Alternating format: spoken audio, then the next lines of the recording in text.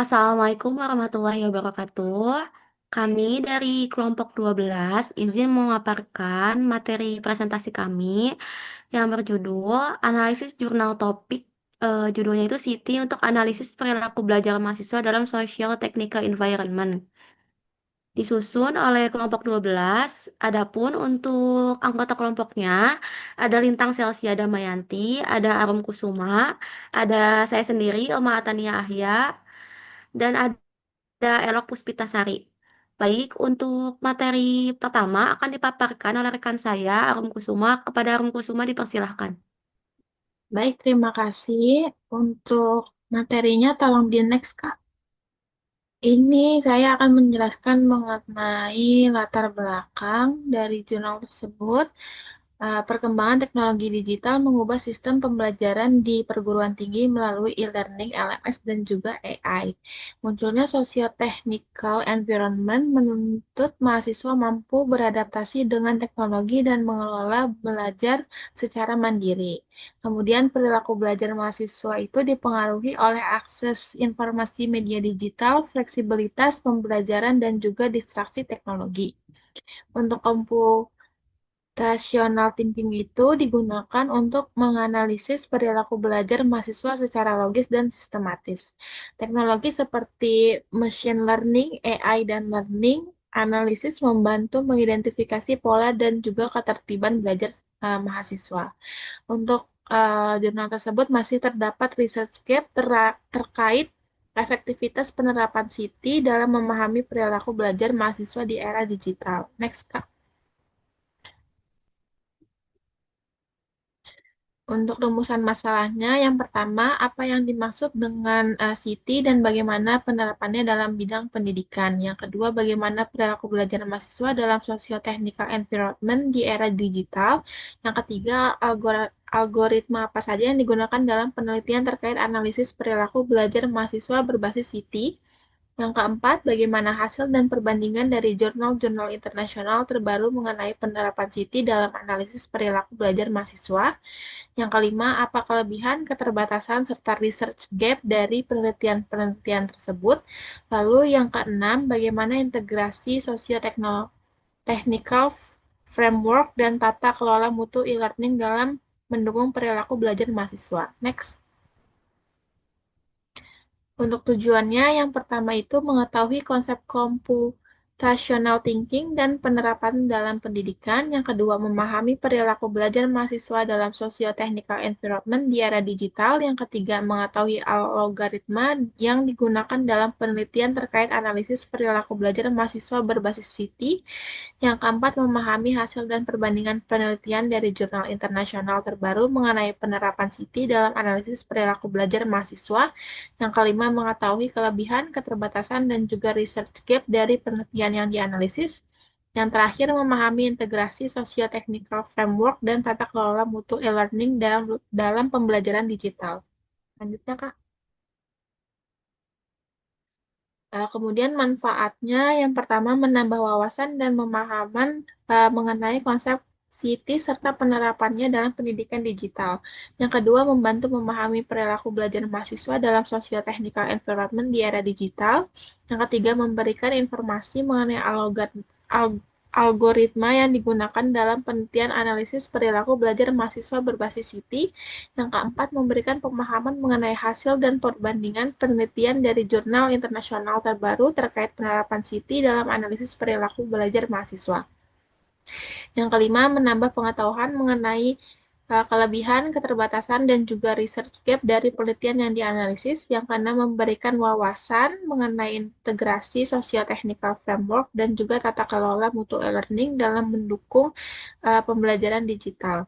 Yang terakhir yaitu nomor 7, menjadi referensi bagi mahasiswa, pendidik, dan juga peneliti dalam pengembangan pembelajaran berbasis teknologi dan penelitian di bidang teknologi pendidikan. Next, Kak.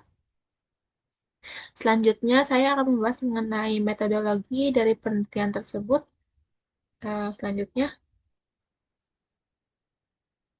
Jenis penelitiannya yaitu menggunakan metode literatur review dengan pendekatan deskriptif kualitatif, mengkaji konsep city, perilaku belajar mahasiswa, dan juga socio-technical environment dari jurnal ilmiah.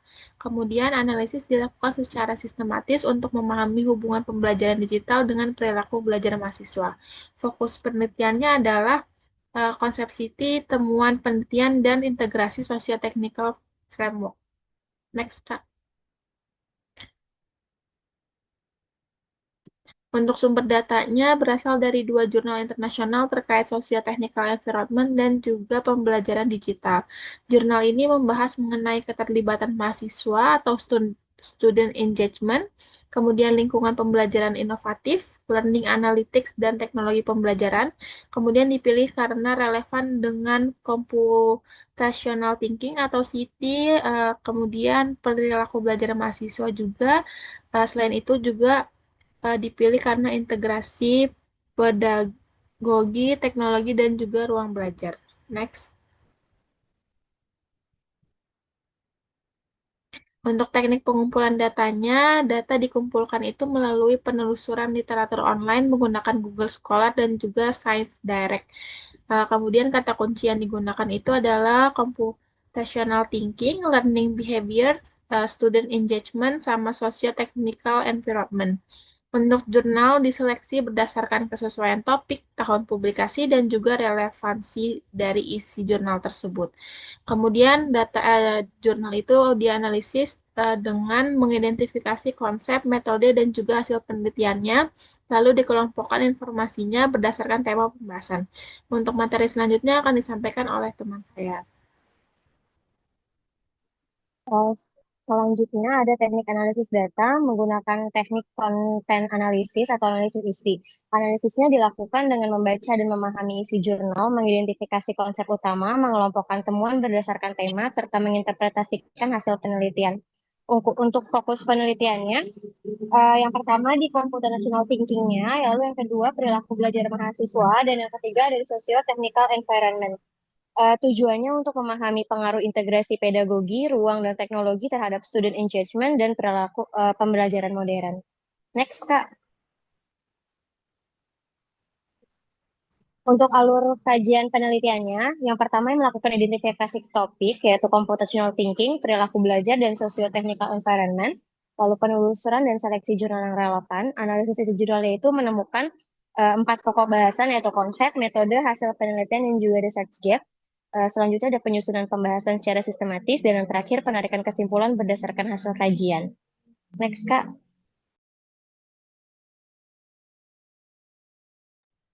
Yang pertama itu ada analisis jurnal. Jurnal pertama judulnya A Socio-Material Approach to Investigating Classroom Student Engagement in an Innovative Learning Environment. Next. Untuk jurnal pertama ini ditulis oleh Michael Detiana, Adewumi, Ogunbase, dan juga Hilary Briva. Diterbitkan oleh Journal Learning Environment Research pada tahun 2025. Jurnalnya volume 8 yang dipakai halaman 473 sampai 502. Next, Kak. Untuk fokus penelitian pada jurnal ini berfokus pada analisis keterlibatan mahasiswa dalam lingkungan pembelajaran yang inovatif dengan menggunakan pendekatan sosiomaterial yang merupakan bagian dari kerangka sosioteknikal, menggunakan metode mixed methods dengan pengumpulan data melalui kuesioner kepada dosen dan mahasiswa di King's College London. Next, Kak. Selanjutnya di sini ada perbandingan. Ada perbandingan yang pertama perbedaan metode pembelajarannya. Kelas tradisional bersifat teacher center, sedangkan lingkungan inovatif mendukung pembelajaran aktif dan juga kolaboratif. Lalu yang kedua, meningkatkan active learning. Mahasiswa lebih aktif berdiskusi, bertanya, dan juga terlibat dalam proses belajar. Yang ketiga, integrasi teknologi. Teknologi dan pedagogi yang terintegritas membuat pembelajaran lebih interaktif dan juga efektif. Yang keempat, pengaruh tata ruang. Desain tata ruang dan furnitur itu fleksibel untuk membantu meningkatkan interaksi dan juga kenyamanan belajar. Yang terakhir ada pendekatan sosiomaterial. Pembelajaran dipengaruhi oleh interaksi aspek sosial, teknologi, dan juga lingkungan fisik.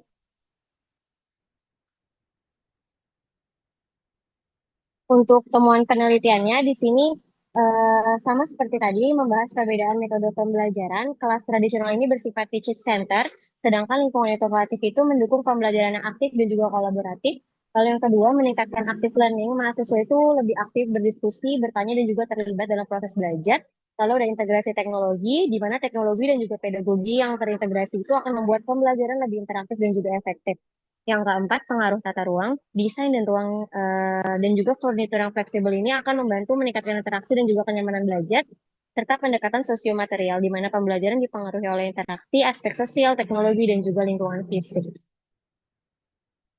Next, Kak. Untuk gap dari penelitian ini ada 6. Yang pertama, penggunaan data persepsinya. Penelitian masih bergantung pada data self-report melalui kuesioner, lalu aspek kognitifnya belum mendalam. Penelitian ini belum banyak membahas proses berpikir dan kemampuan berpikir kritis mahasiswa. Yang ketiga, konten penelitiannya ini masih terbatas karena hanya dilakukan di King College London, sehingga hasilnya belum tentu berlaku di tempat lain. Yang keempat, belum objektif sepenuhnya karena data yang digunakan itu belum sepenuhnya menggambarkan perilaku belajar nyata mahasiswa. Yang kelima, keterbatasan computational thinking-nya. Hubungan antara lingkungan belajar dan juga computational thinking belum dikaji secara spesifik. Arah penelitian selanjutnya disarankan menggunakan data yang objektif dan mengkaji hubungan lingkungan sosioteknikal dengan kemampuan berpikir mahasiswa. Next, Kak. Lalu untuk hasil penelitiannya di sini ada 5. Yang pertama, lingkungan pembelajaran inovatif meningkatkan partisipasi aktif, interaksi, dan juga kenyamanan mahasiswa dalam belajar. eh, di sini membutuhkan peningkatan keterlibatan mahasiswa.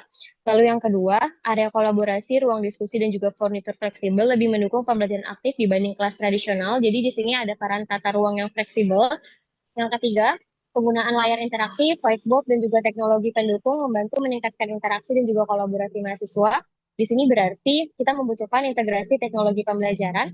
Yang keempat, pendekatan seperti problem-based learning dan diskusi kelompok yang lebih efektif meningkatkan engagement mahasiswa.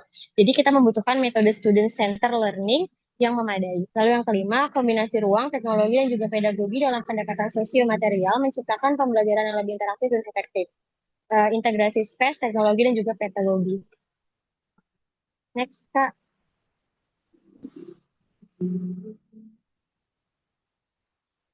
Yang ketiga, konsep computational thinking yang relevan itu ada 4. Yang pertama, decomposition. Mahasiswa dilatih untuk memecahkan masalah kompleks menjadi bagian-bagian kecil melalui problem-based learning dan juga diskusi kelompok. Yang kedua, pattern recognition-nya. Lingkungan kolaboratif akan membantu mahasiswa mengenali pola dan juga membandingkan solusi melalui pertukaran ide dengan tema sebaya. Yang ketiga, abstraction, di mana mahasiswa menyederhanakan informasi kompleks menjadi konsep yang lebih penting, yang lebih mudah dipahami saat diskusi dan analisis masalah. Yang keempat, algoritma, di mana metode pembelajaran aktif mendorong mahasiswa menyusun langkah-langkah solusi secara logis dan juga sistematis dalam menyelesaikan masalah. Selanjutnya akan dilanjutkan oleh teman saya. Baik, untuk materi selanjutnya yaitu mengenai algoritma yang digunakan. Yaitu untuk mekanismenya itu, penelitian itu dimulai dengan merancang lingkungan pembelajaran inovatif yang mengintegrasikan pedagogi, ruang, dan teknologi. Yang kedua itu ada implementasi dan evaluasi. Nah, jadi lingkungan pembelajaran itu diterapkan pada Terminal 1, kemudian dilakukan evaluasi melalui kuesioner kepada mahasiswa dan dosen. Nah, selanjutnya itu ada perbaikan sistem. Hasil evaluasi digunakan untuk memperbaiki desain ruang, furnitur, dan teknologi pada periode berikutnya. Yang keempat itu ada reevaluasi iteratif.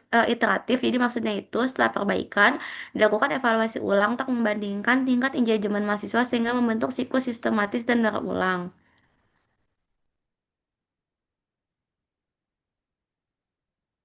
Selanjutnya itu ada kelebihan dari algoritma yang digunakan itu. Yang pertama, pendekatan iteratif berbasis data memungkinkan evaluasi dan perbaikan lingkungan dan pembelajaran secara terus-menerus. Yang kedua itu, penelitian mengintegrasikan pedagogi, ruang, dan teknologi sehingga hasilnya lebih komprehensif dalam menjelaskan perilaku belajar mahasiswa. Selanjutnya, lingkungan pembelajaran dapat disesuaikan dengan kebutuhan dosen dan mahasiswa serta mendukung pembelajaran aktif dan kolaboratif. Yang terakhir itu ada penggunaan data persepsi dari luas mengenai efektivitas lingkungan pembelajaran. Selanjutnya itu ada keterbatasan. Nah, untuk keterbatasannya itu, jadi evaluasi penelitian ini masih menggunakan data self-reported sehingga berpotensi menimbulkan bias persepsi mahasiswa. Selanjutnya itu, penelitian belum menggunakan pengukuran objektif seperti observasi langsung atau analisis performa akademik. Selanjutnya, penelitian hanya dilakukan pada satu institusi sehingga hasilnya belum tentu berlaku pada konteks lain. Yang terakhir itu, mekanisme penelitian belum sepenuhnya memperhatikan variasi gaya belajar dan kemampuan kognitif mahasiswa. Nah, ada lagi yang terakhir itu integrasi socio-technical framework tata kelola mutu e-learning. Nah, jadi itu pembelajaran itu dipengaruhi oleh interaksi antara aspek sosial, teknologi, dan lingkungan fisik secara terintegrasi. Nah, kemudian pendekatan pedagogi space teknologi atau PST. Nah, pedagogi ruang dan teknologi ini saling berinteraksi dalam membentuk pengalaman belajar mahasiswa. Nah, integrasi teknologi dalam pembelajaran aktif dan kolaboratif ini meningkatkan efektivitas serta interaktivitas pembelajaran. Kemudian ada continuous improvement, adanya evaluasi dan perbaikan berkelanjutan antara terminal satu dan terminal 2 mencerminkan versi quality assurance. Selanjutnya itu ada meningkatkan sense of belonging, lingkungan belajar kolaboratif membantu meningkatkan interaksi sosial, motivasi, dan keterlibatan mahasiswa. Nah, selanjutnya itu efektivitas integrasi socio-teknikal dipengaruhi oleh desain ruang, akses teknologi, kesiapan pengguna, dan evaluasi berkelanjutan. Selanjutnya itu ada analisis jurnal 2, Learning Analytics in Immersive Virtual Learning Environment. Nah, selanjutnya itu untuk analisis jurnal itu, judulnya itu Learning Analytics in Immersive Virtual Learning Environment. Penulisnya itu dari Lei Tao, Mutu Cukurova, dan Nian Jisong. Penerbitnya itu Jurnal Smart Learning Environment. Tahun terbitnya itu 2025, volume 12, isu 1, nomor artikel 43, halaman 1 sampai 27. Nah, kemudian untuk fokus penelitiannya itu penerapan learning analytics dalam lingkungan virtual. Jadi penelitian ini membahas menggunakan learning analytics pada pembelajaran berbasis teknologi imersif seperti VR, MR, dan virtual learning system. Teknologi ini membantu memantau aktivitas belajar mahasiswa secara interaktif dan real time. Selanjutnya itu untuk analisis perilaku belajar mahasiswanya itu data aktivitas mahasiswa seperti interaksi belajar, durasi penggunaan sistem, dan aktivitas diskusi dikumpulkan lalu dianalisis untuk mengetahui keterlibatan dan performa belajar mahasiswa. Nah, kemudian dia ada juga multimodal learning analytics. Penelitian menggunakan berbagai sumber data seperti eye tracking, gerakan tubuh, analisis percakapan, dan respons fisiologis mahasiswa agar analisis perilaku belajar lebih lengkap dan akurat. Nah, kemudian lingkungan pembelajaran virtual imersif ini mampu meningkatkan kualitas pembelajaran, keterlibatan mahasiswa, kolaborasi, serta membantu dosen memantau proses belajar secara lebih detail. Nah, adapun untuk metodenya itu ada 5, menggunakan teknologi imersif.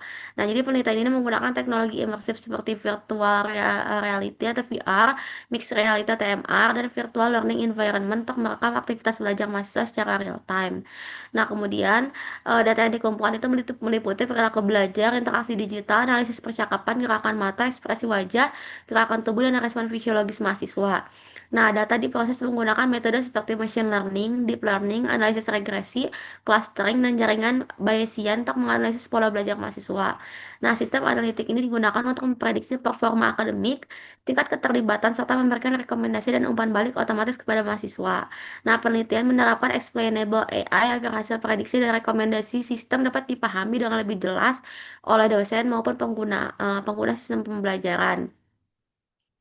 Nah, untuk perbandingan itu berbeda dengan e-learning konvensional. Penelitian ini menganalisis data yang lebih luas seperti gerakan tubuh, arah pandangan mata, ekspresi wajah, dan pola komunikasi mahasiswa secara real time. Immersive virtual learning environment ini memungkinkan mahasiswa belajar melalui simulasi virtual dan ruang pembelajaran 3 dimensi yang lebih realistis dibanding pembelajaran online biasa. Penggunaan learning analytic itu lebih canggih. Nah, jadi itu penelitian ini menggunakan metode analisis yang lebih kompleks karena harus mengolah berbagai jenis data multimodal dari lingkungan virtual imersif. Nah, kemudian penelitian ini tidak hanya mengevaluasi nilai akademik, tapi juga menganalisis keterlibatan, interaksi sosial, kondisi emosional, dan proses berpikir mahasiswa selama belajar. Nah, kemudian pendekatan socio-technical system.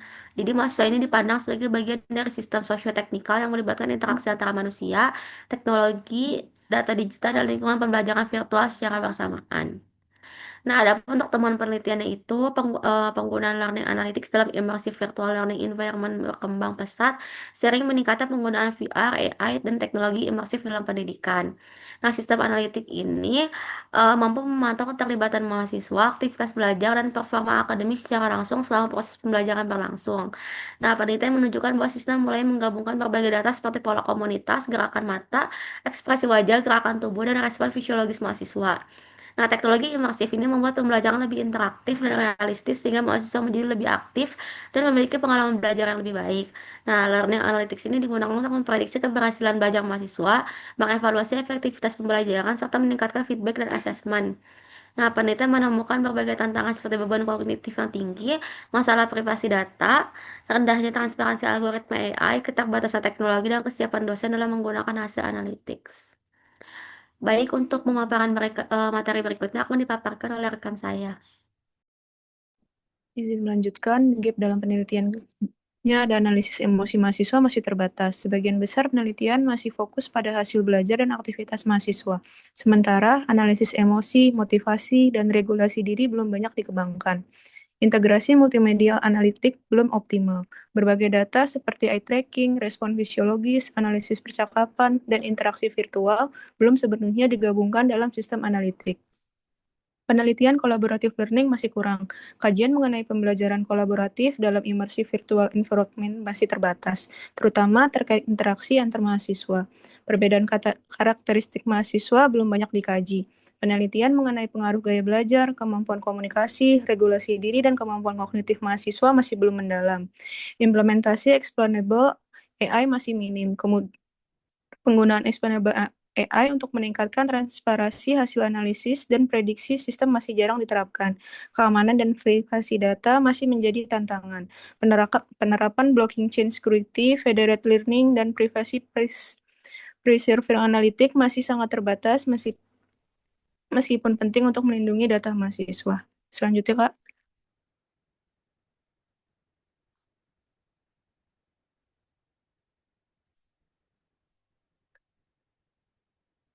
Hasil penelitian yang pertama, learning analytic dalam immersive virtual learning environment membuat pembelajaran menjadi lebih adaptif, interaktif, dan personal melalui pemantauan aktivitas mahasiswa secara real-time, bertujuan untuk meningkatkan kualitas pembelajaran digital. Kedua, teknologi seperti virtual reality atau mixed reality mampu menciptakan pengalaman belajar yang lebih realistis dibandingkan pembelajaran digital konvensional, dengan tujuan pengalaman belajar lebih aktif dan mendalam. Yang ketiga, sistem menganalisis berbagai data seperti interaksi mahasiswa, pola komunikasi, pergerakan tubuh, arah pandangan mata, dan respon fisiologis untuk memahami perilaku belajar mahasiswa dengan tujuan analisis perilaku belajar mahasiswa. Yang keempat, penggabungan berbagai sumber data pembelajaran, meningkatkan akurasi analisis, serta membantu sistem memberikan feedback dan rekomendasi pembelajaran serta otomatis dalam penggunaan multimodal learning analytics. Yang kelima, penelitian menemukan beberapa kendala seperti kompleksibilitas data, rendahnya transparansi AI, masalah privasi data, keterbatasan teknologi, dan kurangnya kesiapan dosen dalam memanfaatkan hasil analitis merupakan tantangan implementasi sistem. Selanjutnya, Kak. Konsep computational thinking yang relevan, yang pertama decomposition, sistem memecahkan aktivitas belajar mahasiswa menjadi beberapa bagian seperti interaksi virtual, komunikasi, gerakan tubuh, arah pandangan mata, dan hasil asesmen agar dapat dianalisis secara terpisah. Partner recognition, learning analytic menggunakan machine learning untuk mengenali pola perilaku belajar mahasiswa seperti tingkat fokus, keterlibatan, pola kolaborasi, dan kemungkinan penurunan performa akademik. Abstraction, data pembelajaran yang kompleks disederhanakan menjadi informasi penting seperti tingkat engagement, performa belajar, aktivitas kolaboratif, dan kondisi kognitif mahasiswa. Algoritma berbasis AI dan machine learning digunakan untuk mengelola data multimodal, memprediksi performa akademik, serta memberikan feedback dan rekomendasi pembelajaran secara otomatis. Next, Kak. Algoritma yang digunakan, yang pertama pengumpulan data real-time. Sistem mengumpulkan data mahasiswa secara langsung melalui VR system, headset VR, sensor gerak, perangkat wearable, eye tracking, ekspresi wajah, dan interaksi digital mahasiswa. Yang kedua, penggunaan algoritma AI dan learning analytic. Data diproses menggunakan analisis regresi, clustering, jaringan, Bayesian machine learning, deep learning, dan multimodal learning analytic. Yang ketiga, analisis prediksi perilaku belajar. Algoritma digunakan untuk mengenali pola belajar mahasiswa, mengukur keterlibatan, mendeteksi cognitive overload, serta memprediksi performa akademik mahasiswa. Yang terakhir, feedback dan pembelajaran adaptif. Sistem menerapkan real-time analytic untuk memberikan feedback otomatis dan rekomendasi pembelajaran adaptif sesuai kondisi belajar mahasiswa. Selanjutnya, Kak. Kelebihan algoritma yang digunakan, yang pertama, pemrosesan data cepat dan real-time. Algoritma mampu mengolah data pembelajaran yang kompleks secara cepat sehingga dosen cepat memantau perilaku belajar mahasiswa secara langsung. Yang kedua, analisis lebih akurat. Penggunaan multimodal learning analytic membuat analisis lebih akurat karena sistem menggabungkan berbagai sumber data pembelajaran secara bersamaan.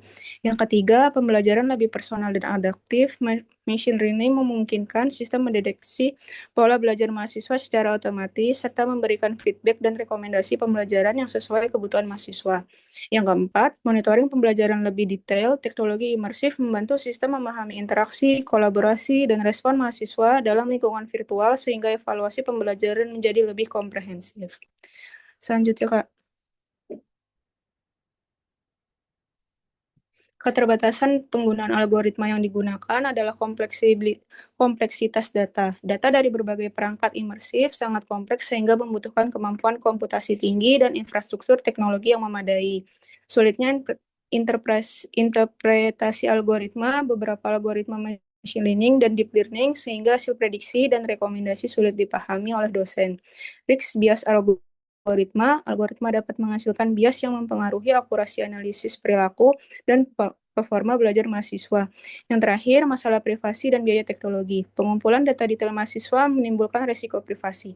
Sementara, implementasi sistem imersif membutuhkan perangkat mahal dan kemampuan teknik yang merata. Selanjutnya, Kak. Integrasi socio-technical framework atau tata kelola mutu e-learning. Yang pertama, pada manusia dan teknologi. Immersive Virtual Learning Environment menghubungkan mahasiswa dengan teknologi seperti AI, learning analytic, kolaboratif platform, dan perangkat imersif dalam proses pembelajaran. Yang kedua, bagian dari socio-technical system, keberhasilan tidak hanya dipengaruhi teknologi, tetapi juga kesiapan pengguna, kemampuan dosen, interaksi sosial, dan kebijakan institusi. Yang ketiga, pentingnya tata kelola mutu e-learning. Sistem pembelajaran digital harus memiliki keamanan, aksesibilitas, transparansi algoritma, dan dukungan institusi agar learning analytic berjalan efektif. Yang keempat, penggunaan explainable AI. Explainable AI membantu meningkatkan transparansi hasil analitik sehingga dosen dapat memahami alasan di balik prediksi dan rekomendasi sistem.